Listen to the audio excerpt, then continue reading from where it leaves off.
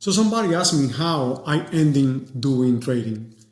And in this video, I want to explain uh, how was my start and how I learned and how I went through the whole up and down the trading is on the US start.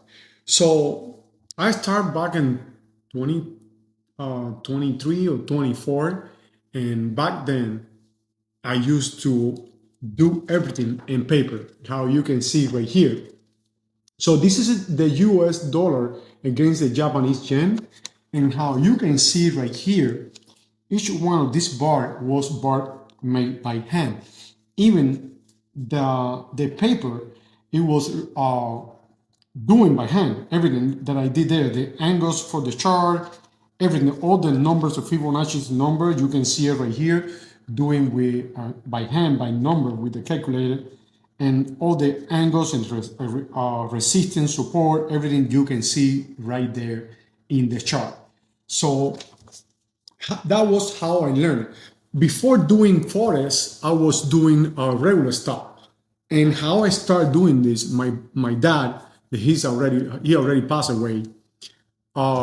He gave me my first $3,000 to start trading, and I started my first book that I read was the IVD from William O'Neill. It was a newspaper. They still are there. It's a very, very good source to work for companies when you're doing research for shares. I still use it.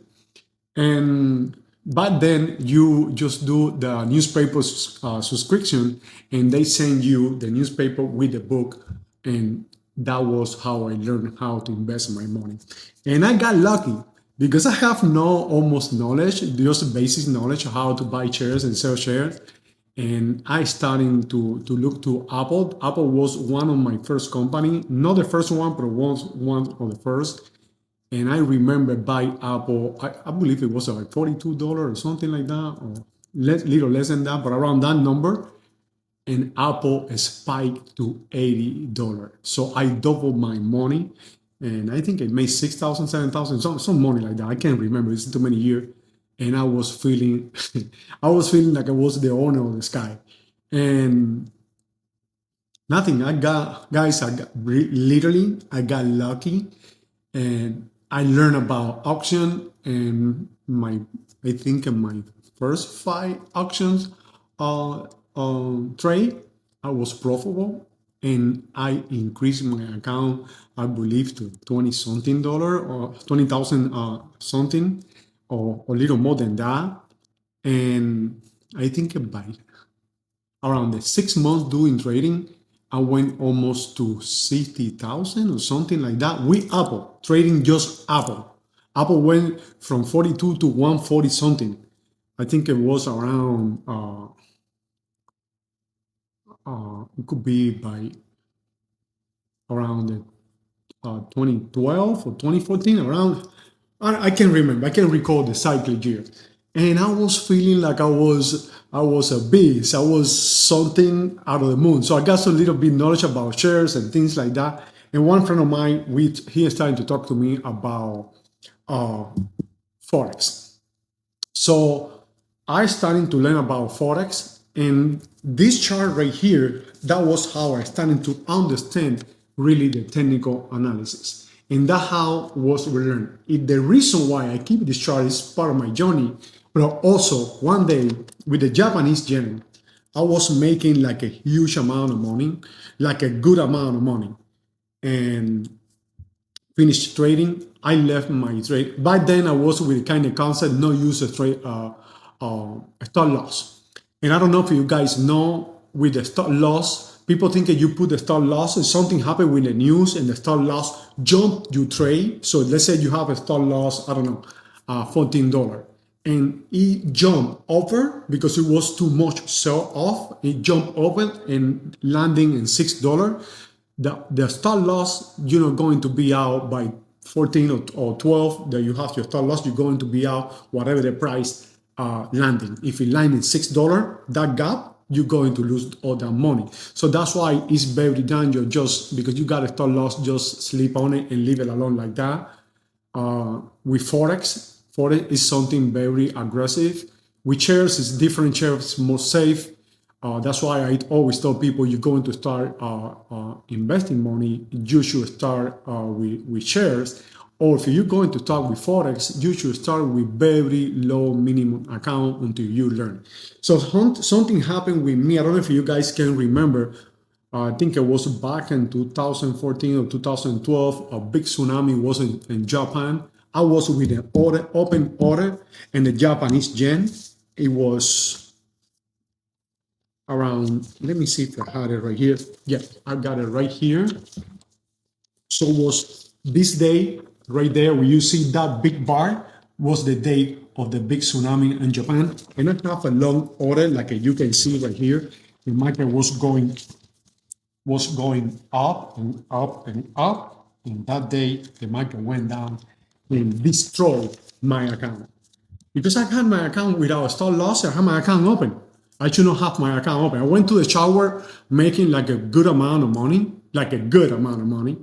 and that happened to me.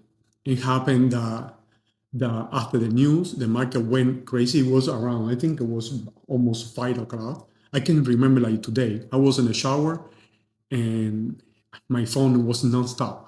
Somebody was calling me and calling me and calling me. And when I get the phone, he told me like, "What do you want?" So I said, "I was showering. Do you see the market?" "No, I haven't seen the market." Man, and when I went to the market and I opened my computer, my phone. I think I checked in my phone. No, it wasn't my computer. I opened my laptop at that moment, and the market was all the way down, and I lose tremendous amount of money. That was very hard on me. It was very hard on me. I didn't want to do this for a very long time, and I was thinking this is a shit. I don't like to bet my money. That incident delete all the good time that I want to have that I have making a good amount of money. That incident delete everything because it was so hard. It was something like it was very hard. It was very hard, and it put you down though. It put you down. A lot of people get very depressed with this, and I cannot say that I was depressed. That's not my personality, but I was very like mad. I was mad at myself because I was greedy, and before I go to the shower, I should take that profit and forget about everything. I didn't do it, and that was happened to me. And nothing. That's something that I want to share with you guys. Because somebody asked me, "Do you have?" Yes. After that, I don't know. I can remember a few things with Tesla. With Tesla, 2 or 3 years ago, I get very like I went very like Tesla is going to do this, is going to do this. The market not going to do what you think is going to do.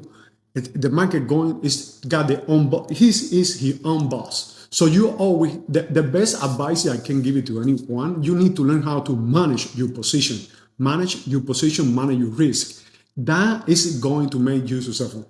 So I was very I don't know what the exactly word to use, but I was thinking like the Tesla is going to go to this price, and I hold it and I hold it, and it went negative, and I hold it and I hold it, and I was negative for so many, almost for a year, almost for the entire year, and that was bad.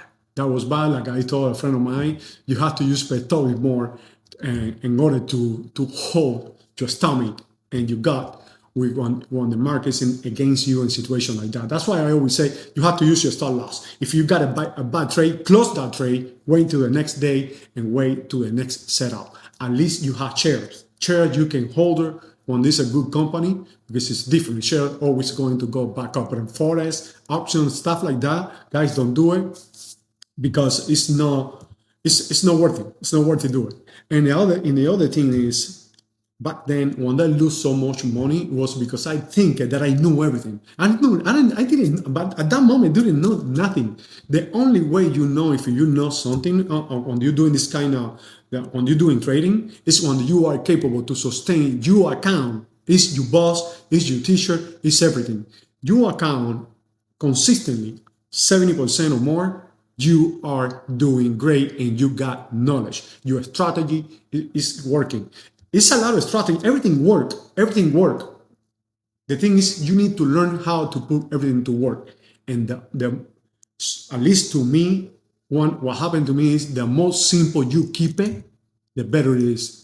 Right now, I have so much information on my brain about the stock market, the the histogram, the angles, so many different things, and I just use my strategy that I try to teach you guys, the ABC double pattern, because it's something that's simple to learn and it's just a structure recognition that you need to learn, and it work 90% of the time. This thing work.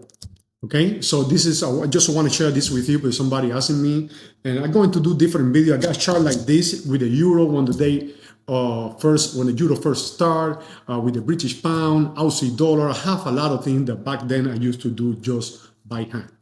Okay, so thank you so much for listening, and I'll see you guys in the next video.